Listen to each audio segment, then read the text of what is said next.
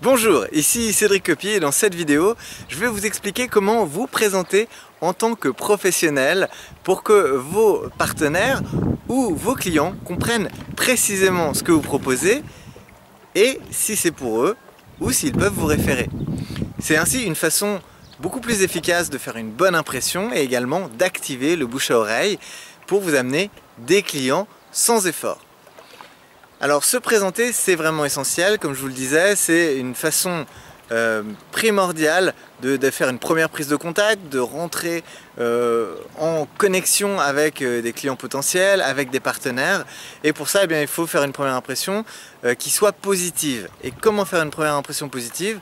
C'est que lorsqu'on vous demande ce que vous faites, vous ayez une réponse claire, nette, précise et compréhensible de ce que vous faites, de façon à ce que les gens comprennent très précisément ce que vous proposez, à qui ça se propose et ce que vous aidez vos clients à faire, avec quels outils vous le faites.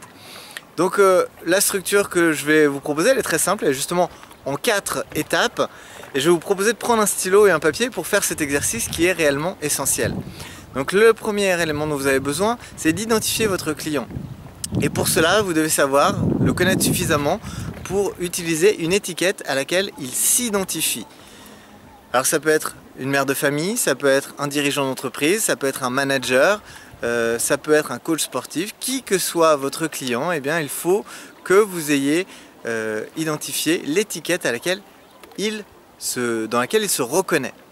La deuxième étape, ça va être de trouver quels sont les problèmes que votre client vit. Et quand je parle des problèmes, je ne parle pas uniquement des problèmes que vous savez qu'il a, je parle des problèmes dont il est conscient qu'il est conscient de rencontrer, auquel il est conscient de faire face. Et ça fait une grande différence.